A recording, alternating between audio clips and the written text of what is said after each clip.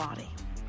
And then you thought part of that consciousness into this physical body, and splat, here you are. But the larger part of you remains non-physical. And even though the larger part of you, humans call it soul or source, that larger part of you is aware of all of the pieces of your life experience, all of the rooms, all of the vibrational fields that you walk into. Your inner being walks in there too. And your inner being has a bag. Hey, what's up? Welcome to another episode of Expansion Pack. I'm your host, Dan F. Man. I ain't even gonna lie, I'm a little upset because I done lost a couple games. I gotta go back to the drawing board and retrain on all of this 2K stuff. So, you know, my nerves to the fact that I can't get the physics all the way down and it's still doing stuff that's like, oh my gosh, how do you avoid that? But hey, it is what it is. So today we growing up on mental health, well, Healthy Mental Thursdays. All right, let's get this motivation in here. It's like, and we'll get on with it for the day. Let's get right. I know my light is whack. Don't worry about it. All right, let's go.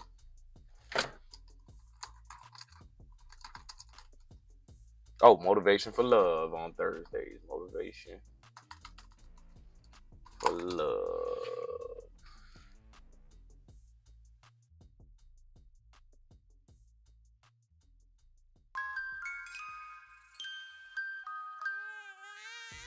Big ideas.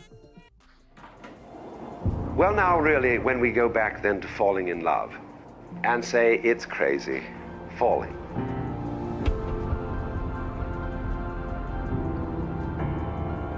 We don't say rising into love. There is in it the idea of the fall. Taking this ghastly risk is the condition of there being life. You see, for all life is an act of faith.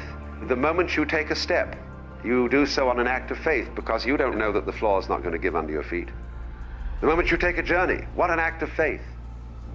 Any kind of undertaking in relationship, what an act of faith. You've given yourself up. This is the most powerful thing that can be done. Surrender. See, and love is an act of surrender to another person. Total abandonment. I give myself to you. That's quite mad, because you see, it's letting things get out of control. All sensible people keep things in control. Watch it, watch it, watch it. Police, security, vigilance, watch it. Guards, watch it. Who's going to watch the guards? Actually, what is really sensible is to let go, is to commit oneself, to give oneself up, and that's quite mad. So we come to the strange conclusion that in madness lies sanity.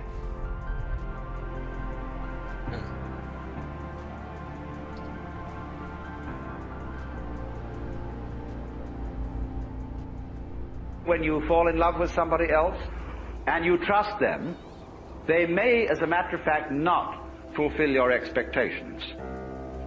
There will be disappointments and failures and disasters as a result of taking these risks. It's a gamble. But that risk has to be taken. The alternative to taking that risk is much worse than trusting and being deceived.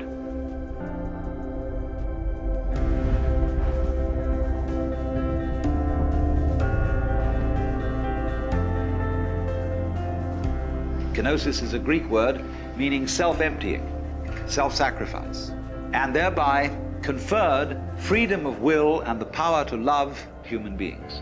And people who give the power away are tremendously strong personalities, because the more they have given it up, the more they get it. You know, you do this complete let-off of control. It's a lovely, irresponsible state to be in.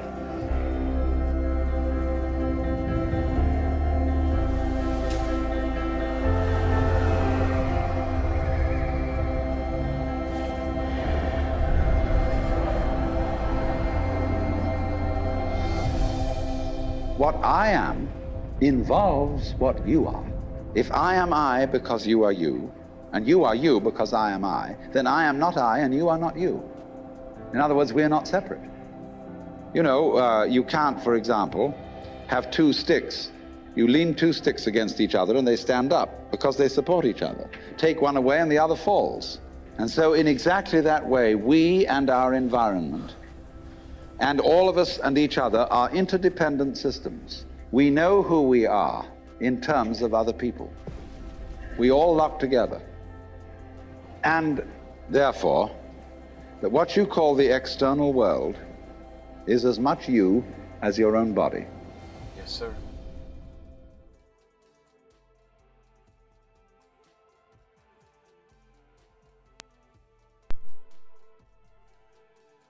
Hey, what's up? Welcome to another episode of Expansion Pack. I'm your host, Dan F. Man. Good to be back in here for another Tech Tuesday. I got a question. Is every day a happy day? I'm not happy all the time. I don't think anyone is. But today we going digital on Tech Tuesday. So y'all stay tuned. Let's get this motivation in here for the day. And let's not waste no time. I think we might have seen that one before, so let's scroll down. Not giving me shorts. Oh.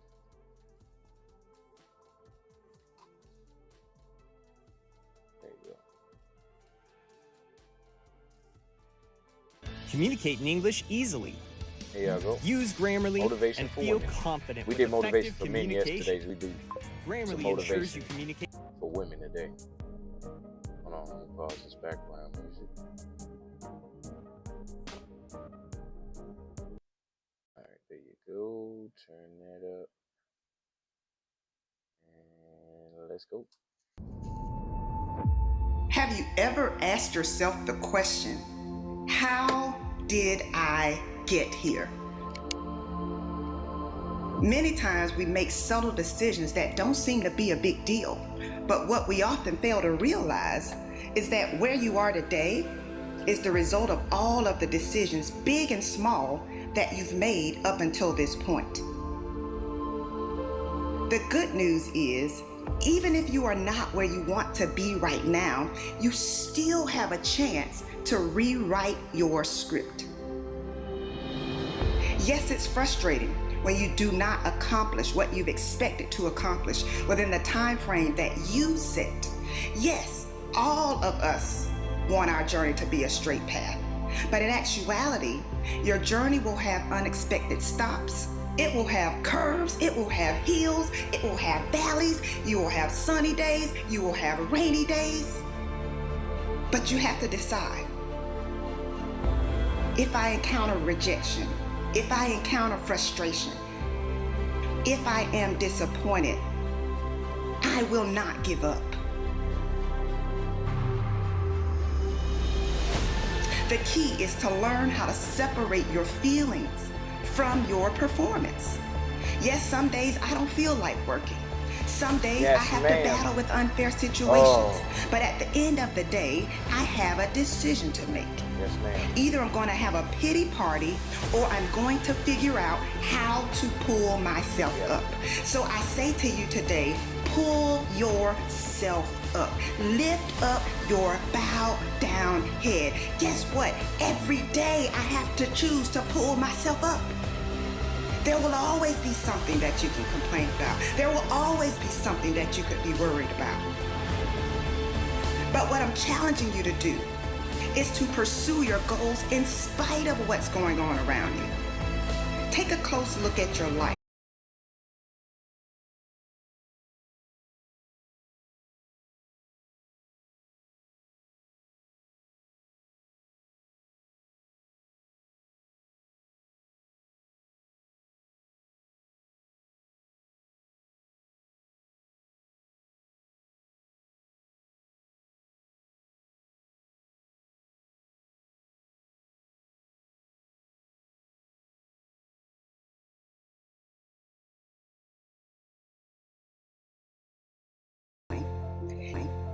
Just because of what I've overcome, what I thought about myself. I did not like myself. I did not like the way I looked. I did not like the person in the mirror. And so I was the person who was in front of everyone else.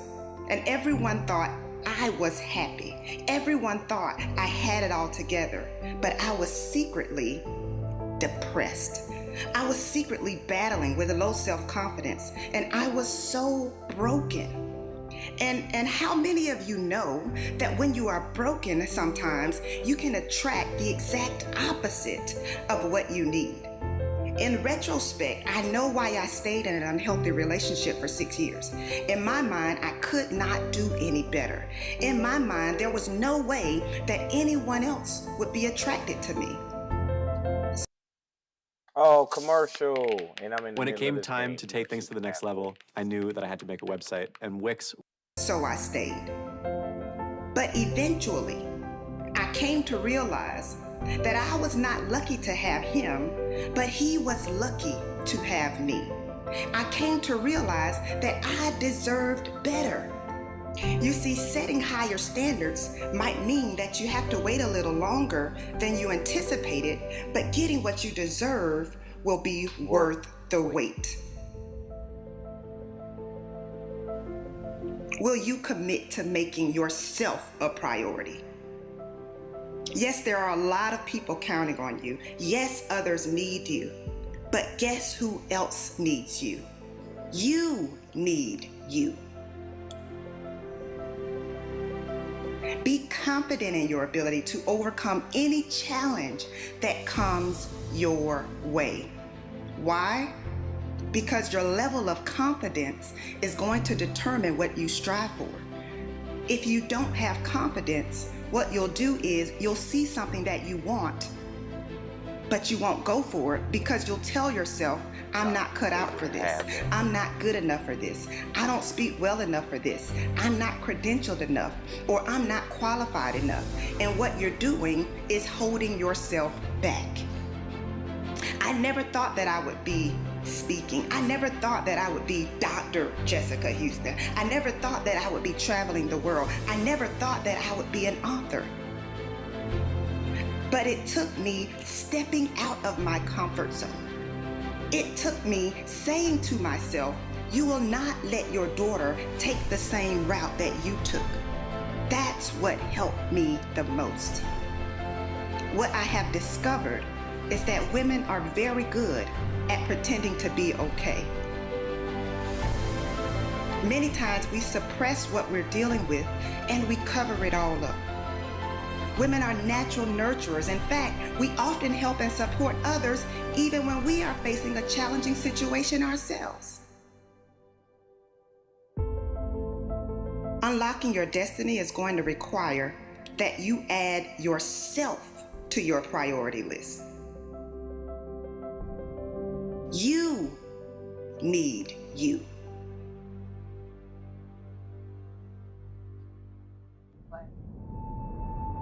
Miss Schrader.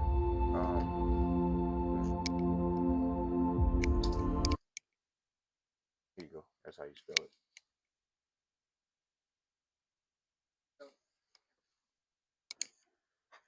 All right, y'all. That's y'all motivation for the day. Hope y'all enjoyed that. All right, we going digital. When did everything go digital?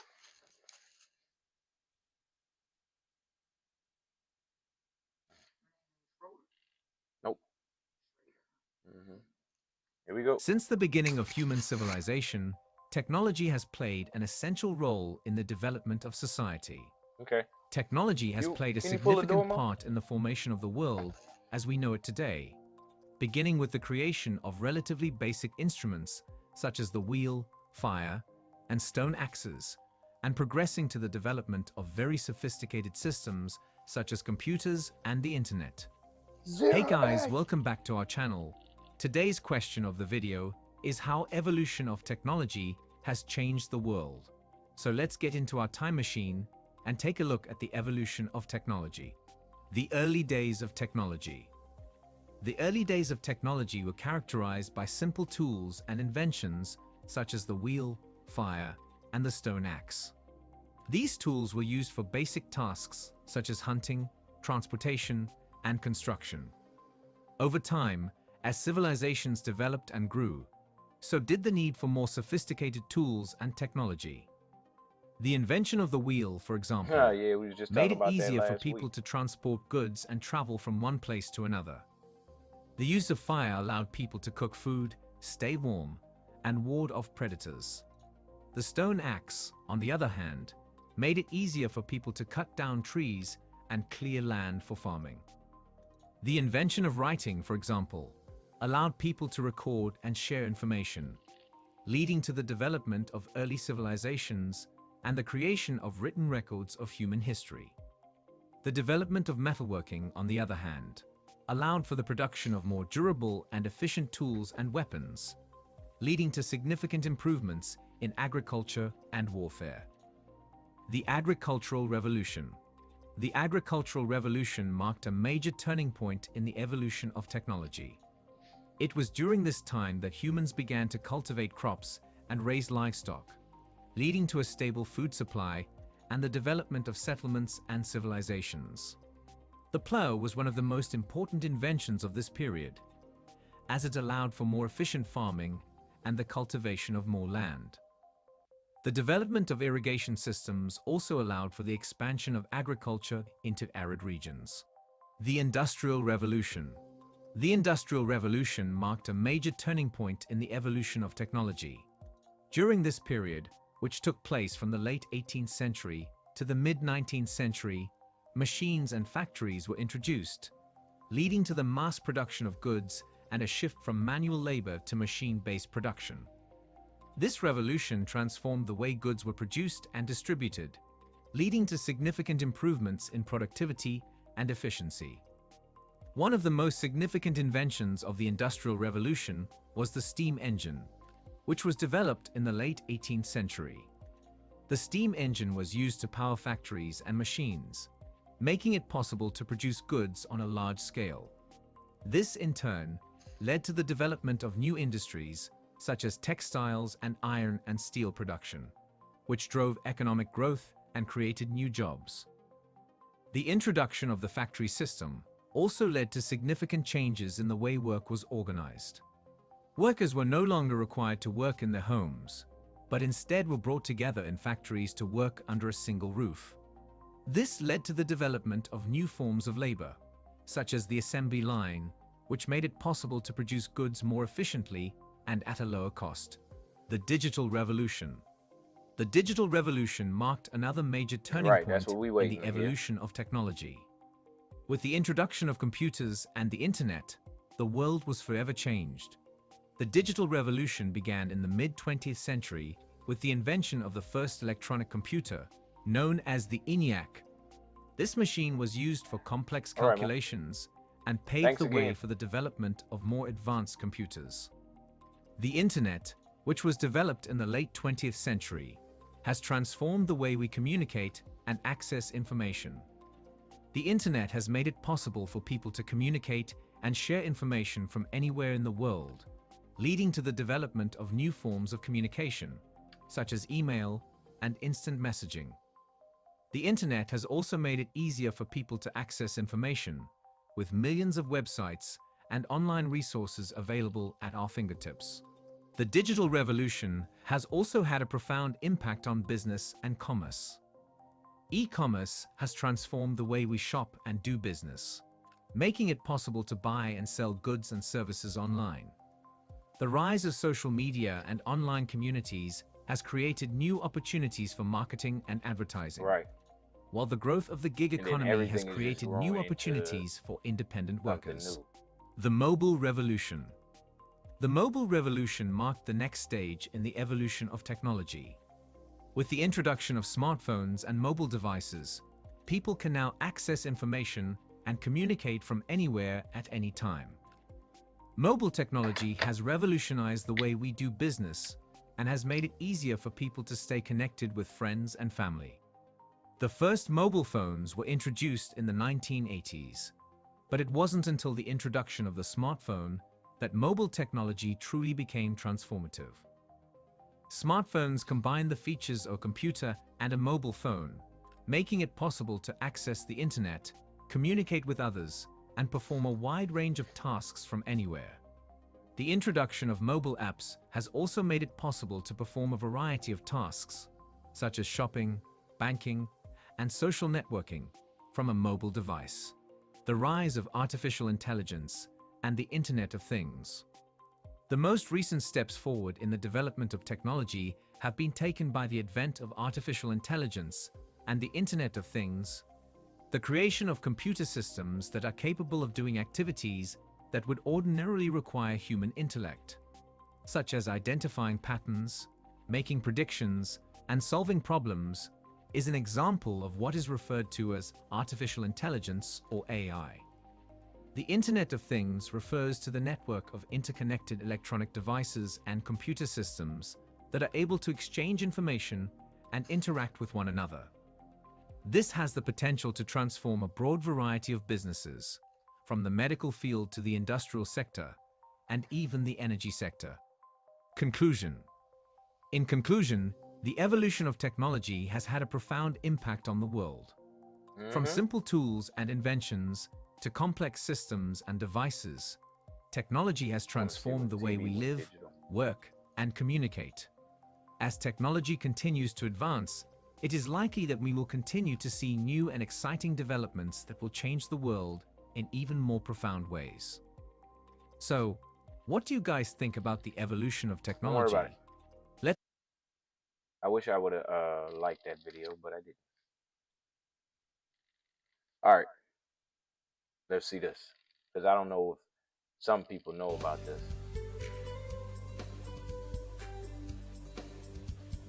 The digital TV transition concludes February 17, 2009. Why? That's often the first question that we're asked when we educate consumers about the digital television transition that concludes on February 17, 2009.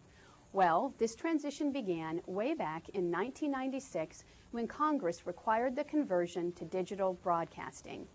They did this because digital is a far more efficient technology than analog, and it will free up our airwaves for important public safety needs such as police, fire, and emergency rescue. This greater efficiency also allows broadcast stations to provide vastly improved picture and sound quality. Yeah, that is true. It's also important to note that some of these frequencies will be used to improve existing wireless services and also allow for new commercial service offerings to consumers, such as wireless broadband. Digital technology also provides more programming options for consumers because in the same amount of channel space or spectrum that stations use to broadcast one analog channel, they can broadcast multiple digital channels. This is called multicasting. With these extra channels comes the unique opportunity for broadcasters to offer more local programming. So, what should you do to prepare? First and foremost, all Americans need to become educated consumers in order to ensure that they continue to receive programming and can watch television after the transition concludes. We urge you to review the information on our website, read our fact sheets, and listen to the podcast. All these sources will provide valuable and timely information. So, please do take the time to learn, but don't worry. On February 18, 2009, consumers can continue to watch free over-the-air television through rabbit ears or rooftop antennas without having to buy a new TV or subscribe to services that require monthly user fees. If you have a digital television, nothing more is required. However, if you have an analog television, all you will need when the transition concludes is a digital to analog converter box. So, for a one-time, low-cost purchase of this easy-to-install, paperback-sized converter box, you'll be able to continue enjoying your television with even more programming options. To help defray the cost to consumers, Congress set up a program offering two $40 coupons to each United States household. So, I remember when this happened, and this was 2009, so 16 years ago. Ain't nobody was really looking at it, but look at how much more you get now for anything, like as far as entertainment. You get or networking, you get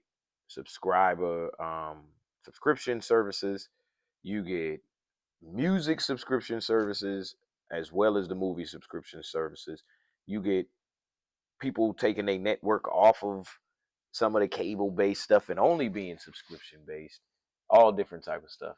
So let's look at one more real quick. Switching tax services can be a drag and drop. At H&R Block, switching to us couldn't be quicker or easier with our drag and drop feature. Traditional analog television was developed in the late 1930s and standardized in 1941. Color was added to the system in 1953. The signal that is conveyed over the air for traditional analog television is made up of three carriers: a visual carrier, a chroma carrier, and an aural carrier. You can see that the signal does not totally use the entire band, and sorry if any of this go over your head, like scientifically. Therefore is not totally efficient in the 6 megahertz channel. On the other hand, digital television was developed in the 1990s, conveys ones and zeros that represent the picture and the sound that are high quality. The signal that conveys this utilizes the channel very efficiently. As you can see, it uses up almost the entire 6 megahertz channel and can be conveyed at a lower transmitted power. So run that back. The ones being developed was developed in the 1990s, conveys ones and zeros that represent the picture and the sound that are high quality. The signal that conveys this utilizes the channel very efficiently. As you can see, it uses up almost the entire 6 megahertz channel and can be conveyed at a lower transmitted power, providing the same coverage and service area as digital television. Let's take a look at what's happening in your analog set right now, though, because that's what you're watching. Analog television has been around, as Gary said, for quite some time. What I'm showing here is a block diagram of what's inside your TV set. Please, you're not a TV repair person. Don't go inside your set to check this stuff. But what I have here is an antenna that's receiving all of the services that are within range. That antenna doesn't care if it's analog or digital. It's receiving all of those services and delivering them to the back of the television set. So at the back of the TV set, the first thing you come to is the tuner. The tuner's job is to select one of the services. That's what you do when you change channels. If you're selecting an analog channel, this television set knows what to do. It takes the video off of that channel, it delivers it to some circuitry that it uses to process. It lets you adjust the color, the chroma, those things that you do to improve the image quality, and then delivers it to the display so you can watch it. It does a similar process with the audio. It pulls the audio off, determines whether it's stereo left and right, sends it to some circuits to let you adjust the volume, amplifies it, and sends it to the speaker or speakers in your set. This lets you watch and listen to television. On February 17th of next year, analog services go away, but everything in this television set continues to work just fine. So if you have a VCR, a DVD player, those components that you're currently using now, those components continue to work just fine. The only thing that's changed is that there are no longer analog services being delivered. I guess it's probably hard to believe that this actually, people didn't understand this stuff with us living in a digital age like we are right now. To this antenna, and this tuner doesn't know what to do with the digital-only services that are available.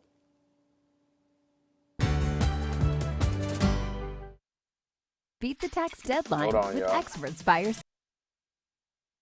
Y'all know me when I'm in the game. Good cross. All right. What does digital mean? That's a good one.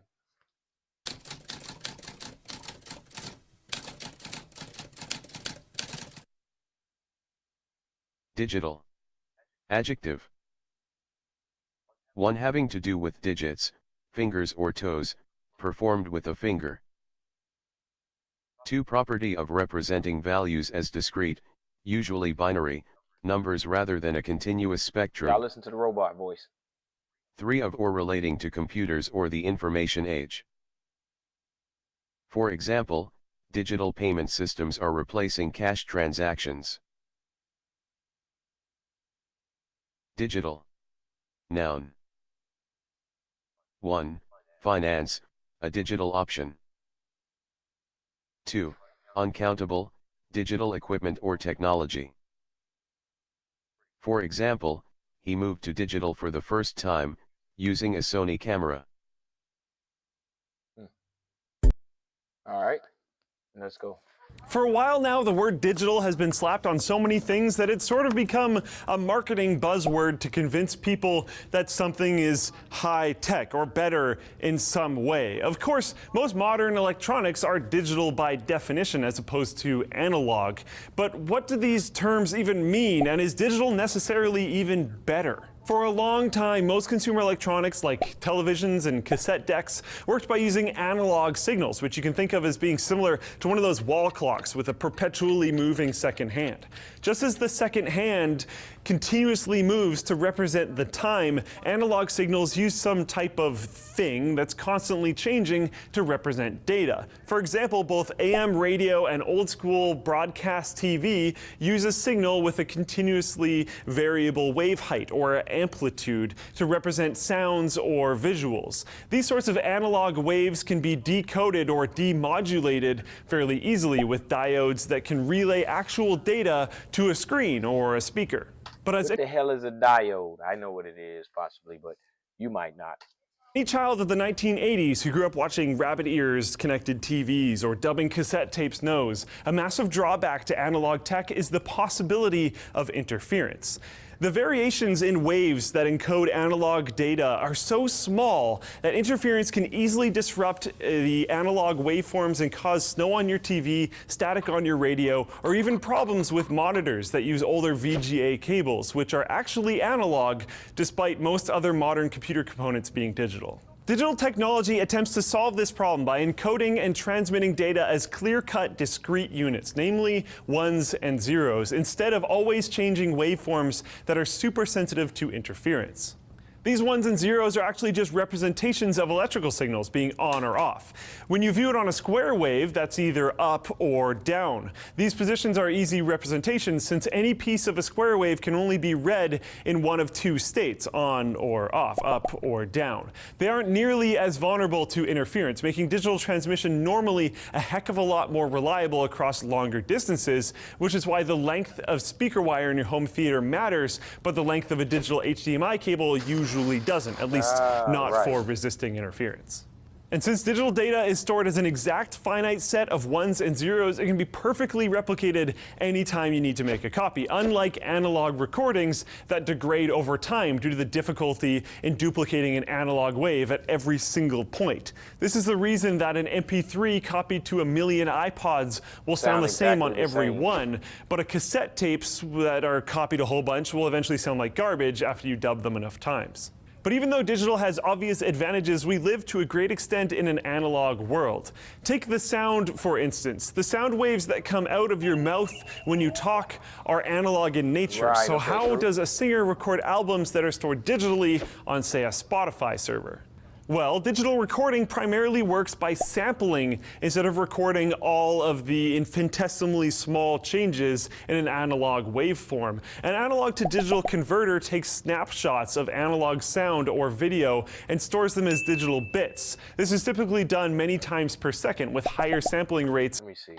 All of the infinitesimally small changes in an analog waveform. An analog to digital converter takes snapshots of analog sound or video and stores them as digital bits. This is typically done many times per second with higher sampling rates, resulting in more data and usually better quality, allowing a digital recording to achieve pretty close fidelity to the original performance while taking up much less space on a disc. Of course, since you can't exactly hear ones and zeros, digital recording sound needs to go back through a digital to analog converter, or a DAC, which will convert your MP3 or AAC to an electrical signal that has a constantly changing voltage that the drivers in your headphones will turn into actual sound. So while digital tech has been extraordinarily useful, it's really the way that digital and analog work together that makes the brave new world of tweets, Netflix, and dank memes possible. Speaking of digital things, Audible.com is the leading provider of audiobooks, with more than 180,000 downloadable titles across all types of literature, including fiction, nonfiction, and periodical. Let's see if they got any more. So let's say you have to read an incredibly long email from your boss that you have to finish before the big meeting starts in 10 minutes. Or you're cramming for an exam. The difference between analog and digital is often talked about. Analog amps sound better, film cameras look better than digital cameras, and so on. But what even is digital? Most people know that digital has something to do with computers, but why does that make it better or worse at different things? If I had to explain it in one sentence, I would say that analog is a continuous gradient of colors, while digital is a whole bunch of unique colors with fine lines between them. Okay. But why is it this way? Well, let me show you an example of how these two methods do what they do using light bulbs. You may have encountered lights in a house that use circular knobs to change the amount of light being generated. As you turn the knob, the brightness of the bulb goes up or down. This is great because you can choose exactly how much light you want. It has a seemingly infinite number of states it can be in. This is analog. Now, a light switch only has two states. It's either on or off. 0%, 100%, nothing in between. So the light switch is far inferior to its analog counterpart, right? But what if we had two light switches, with each one providing 50% power to the same bulb? If we only turned one switch on, we would get half light. If we turned both on, we would get 100% light, and if we turned both off, it would give us 0 light. Now we have 3 states that can be represented with the switch method. But that's nowhere near as good as turning the knob. So let's add switches. If we had 4 of them, we could make each one provide 25% power. We now have 5 states: 0, 25, 50, 75, and 100. Better, but still nothing close to that continuous gradient that the knob gives us. Right. But we can actually rearrange these 4 switches to give us far more options. If the first switch provides 50% light, the second 25%, then 13, then 12, we have way more options with the same amount of switches. If we want full light, we turn them all on. If we want 75%, we turn on the first 2.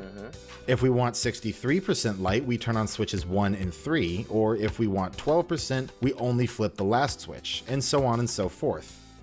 If we wanted even more specific intervals, we could just add more switches with more unique values until we had literally one as small as 1%, or even less. With this setup here, we could have any whole number between 0 and 100, and even a good bit more than that. This is digital. In fact, this concept is exactly how binary works, as I've talked about in my earlier video. But instead of light switches, it's with microtransistors. Each switch represents an increasing power of 2 here, so you can turn them on in any combination you need to get the number you want. This is exactly how computers do what they do. And it's what those 1s and 0s in binary represent. But this still isn't as good as the knob. The knob is so precise, it can go in between whole numbers and get things like 13.4% or 56.325% and so on. This is because the knob is a mechanical device that is changing the amount of current being fed to the bulb. It's the same concept with volume controls on a tube amp or the brightness settings on a film camera. For digital to compete, it can just keep adding more and more switches to make it more and more specific, but how specific do we need to get? Even really good digital systems with dozens of switches dedicated to a single value don't represent anything close to the amount of information present in the real world. With a picture, for example, a computer can use this switch method to make any single pixel represent millions of different colors. But the wavelength of radiation in the visual spectrum, which is what allows us to see, is a continuous gradient. So the actual amount of unique color shades is practically infinite. The most advanced computers can keep track of time down to billions of ticks per second, but atomic clocks put this to shame with quadrillions of ticks per second. While the shortest possible amount of time, a Planck length of time, fits into 1 second 10 to the power of 43 times. The point is that on any kind of digital spectrum, be it color, sound, or time, no matter how specific it is, if you zoom in far enough, you eventually see blocks. fine lines where one color becomes the next. Right, no matter what. No matter that on any kind of digital spectrum, be it color, sound, or time, no matter how specific it is, if you zoom in far enough, you eventually see blocks. Fine lines where one color becomes the next, because they're being created using the switch method mentioned before, which runs out of in-betweens at some point. If you zoom in on an analog spectrum, you just get a more and more precise spectrum, all the way down to atoms. It's the same story with sound.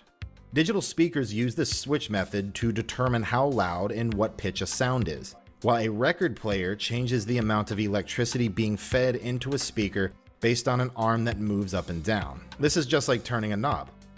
This means that it can be as precise as the physical reality that we live in allows it to be, while digital sound is restricted to how many combinations of switches are available. Now keep in mind, digital images, sounds, and the like are getting to a point where humans can hardly tell the difference between them and analog, but technically, analog will always be more precise because it's based on the functions of the real world. So knowing all this, why did we decide to use digital systems to make computers? Well, it's because of reliability. For the first few decades of their existence, computers weren't used to display images or make sounds or anything like that. They were used to store data. Bank accounts, social security numbers, math equations, documents, things like that. Now for this job, the switch method works way better because it is reliable. An on switch is definitely on, and an off switch is definitely off. But an analog knob that mechanically changes the amount of current being fed to a circuit is impossible to distinguish. With something like writing, there is no halfway between the letters C and D. Each letter is either one or the other, and you want to make sure it's known to be one or the other. You don't want a gradient to represent these things. You want something with clear, specified lines, like digital. It's because computers are based in numbers that they generate sound and images the way they do. Computers are just information machines that were eventually converted into creative tools. The computer isn't so much able to create the image as it is able to tell your monitor how to create the image. If analog is me handing you a picture I drew, then digital is me telling you exactly what color each pixel in that picture is and in what position. Digital devices instruct things on how to make pictures and sounds, rather than making them or storing them themselves. If you want to know a bit more about this topic, my videos on how binary works and also on how voltage states work are both closely related to the topic. Liking, commenting, and subscribing are always a huge boost, and as usual, thanks so much for watching. I hope I helped, and I'll see you next time. This was a great breakdown.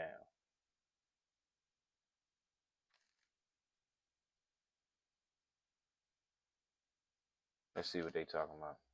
Mr. Watson, come here. I want to see you. These were the first words ever heard on a telephone conversation. In 1876, the first ever telephone call was answered by Thomas Watson. The caller was Alexander Bell, the inventor of the telephone, and he was only in the next room. This was a groundbreaking moment in history. Before this moment, long-distance communication was very complicated, expensive, and could take a really long time. At first, lines had to be connected directly to one another. Eventually, it did take off, of course. 75 years later, it had reached over 50 million users. Nowadays, we can message people instantly via a WhatsApp or talk to someone face-to-face virtually via Skype. But while it took 75 years for the telephone to reach 50 million users, it took Skype only 2. Today, businesses, products and ideas are growing bigger and bigger, faster and faster. Have you heard of Facebook, Instagram, Snapchat? All these companies allow you to communicate with your friends and family in different ways. They also manage to reach a huge amount of users in a really short period of time. We are now in the digital age. It's also known as the information age or the computer age. Today, almost everyone uses a smartphone or computer to connect to the internet whenever they want to. Growth hacking and hackers help grow these ideas and businesses by using all the new possibilities and opportunities as effectively as they can. To use Skype, you had to have at least one other person to call, so new users would quickly tell their friends about this new way to video chat over the internet, and they would also set up Skype accounts. This growth hack allowed Skype to gain over 400 million users in 5 years. One big reason that companies like Facebook, Skype, and WhatsApp were able to grow so quickly is because they are digital products. They didn't have to worry about connecting physical phone lines or installing devices into individual houses. As their customers already had a computer and an internet connection, all they had to do was set a password and log in. This allowed for the product to spread and grow a lot quicker.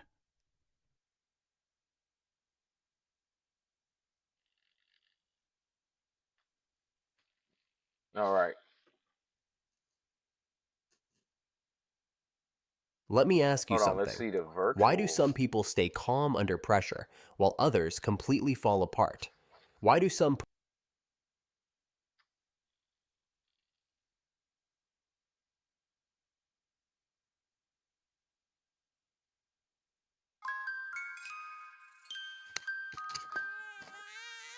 Big ideas. Digital You is all about how you take your real world brand and translate it for the virtual world so that whether somebody meets you in person or online, they're meeting the exact same person. So I wrote this book for people working inside companies who want to deliver greater value to their employer and increase their success and happiness at work. It is not written for people who are looking for jobs. Let's watch some shorts. A new power is rising. Its victory is at hand. Ladies and gentlemen, it's the year 2330. We've now hit 64,000 research. I don't think I've ever seen research this high. Each of the 288 pops we have here on the synaptic lathe is making somewhere in the region of 70 to 80 research, depending on whether or not they're a robot or whether they are a bio or This is whatever. not what we're looking for. This is networking in the virtual age. The essential guide. As people move toward a virtual lifestyle, human interaction and personal touch is more important, not less important. Absolutely. And people, if I can say it, our age and older, make the mistake of saying, well, the human contact's just going away. No. It's getting more more important. important. And our skill set, having come up when we did, so much more valuable, because right now there's a whole generation of people that are living in the world, being raised in the world and growing up in this world where it is a lot of virtual stuff. They're missing this piece, and our specialties more valuable than ever. That's exactly right.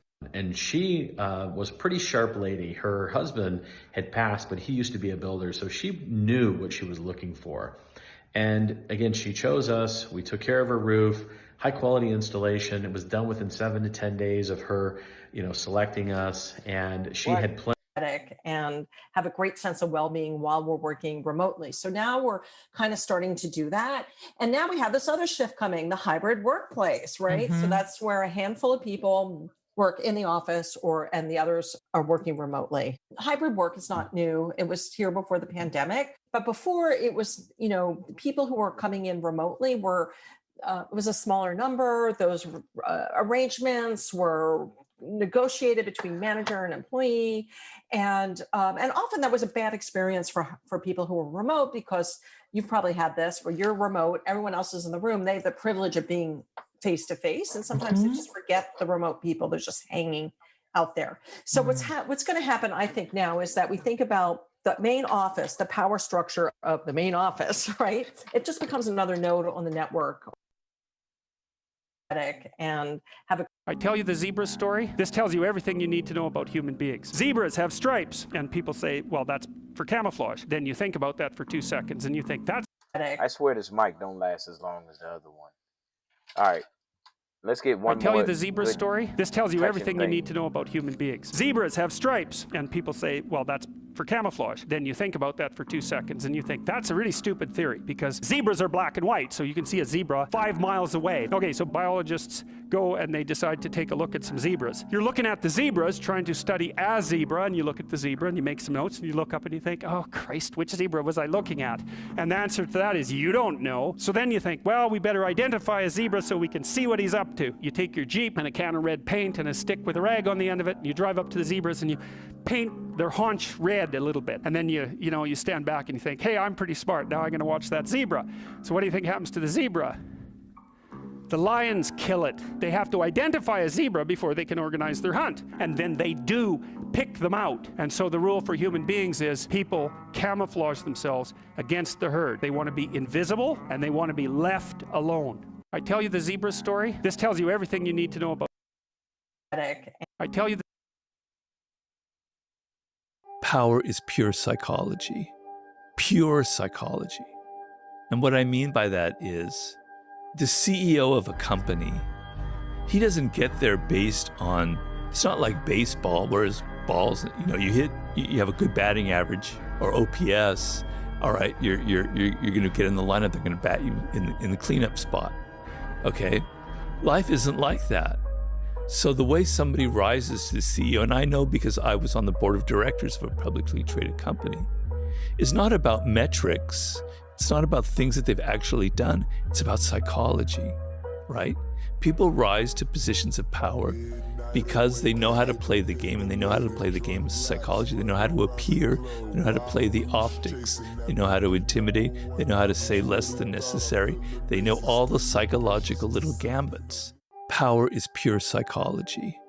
Pure psychology. I kind of envy people at times who are blissfully happy. And a lot of those people aren't bothered with the complications of knowledge and everything else that life has to offer. I know a lot of people who are simpletons, they're very simple, that they can enjoy their lives and be totally happy and secure with, just watching sports on television and having a beer every once in a while, So, and I've always felt too complicated, so I kind of envy those people. And I'm not saying that I'm smarter than most people. It's just that I'm too sensitive, and I wish sometimes I could just enjoy the simple things in life, and just not forget about everything else. White people have died in demonstrations for black people.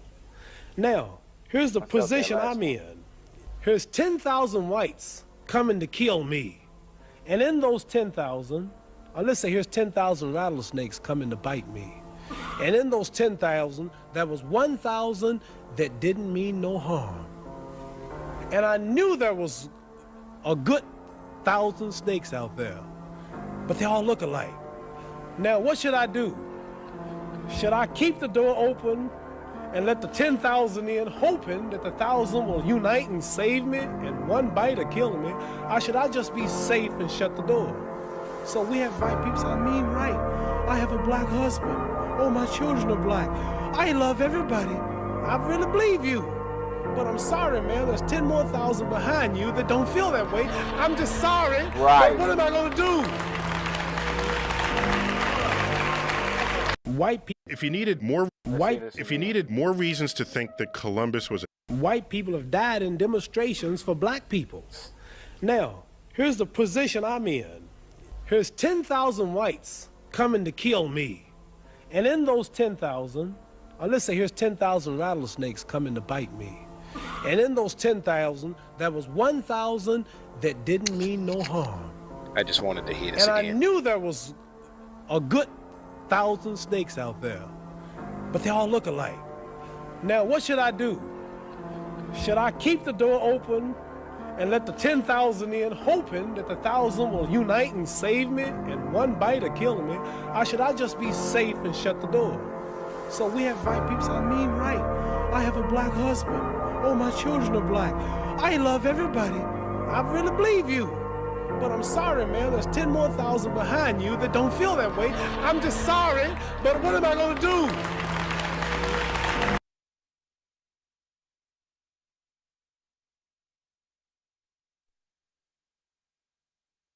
All right, y'all. So this concludes another episode of Expansion Pack. I'm your host, Dan F. Man. You know I get back with you tomorrow. Find Your Way Wednesday. Peace. This is DGTA TV. Not materialism. Gotcha. Black people are preoccupied with the accumulation of materialism. Number two, the Caucasian, the Asian, the Arab, they were never stripped of their self-respect. So they don't have a need. If he's worth $1 million, I may not see it. Right. If you worth $1 million, you're gonna have on a bling bling. His identity never went through the historical assault that your identity went through. You are on a never-ending quest to prove that you are somebody. He don't have to do that. You want to know why? Him being white is enough to come into a room. Here's the truth, gentlemen. Being handsome doesn't keep a woman. Being honest doesn't keep a woman. Being loyal doesn't keep a woman. Treating a woman well doesn't keep a woman. Being there for her doesn't keep a woman. Caring about her doesn't keep a woman. Making an effort doesn't keep a woman. Paying attention doesn't keep a woman. Spending time with her doesn't keep a woman. You could have the best intentions. You could have the most sincere feelings. And you could be a good man. And you still wouldn't be able to keep her. Because the only way to keep a woman is if that woman wants to be kept by you. You can't force her to stay. You can't beg her to love you. You can't love her into loving you back. With a woman, you know she wants to stay when things get tough. And she still chooses to fight for you. Because a woman only fights for the man she truly wants to be with. So if she's not fighting for you when things get hard, it's because she no longer wants. Here's the truth, gentlemen. Being handsome doesn't keep a woman. Being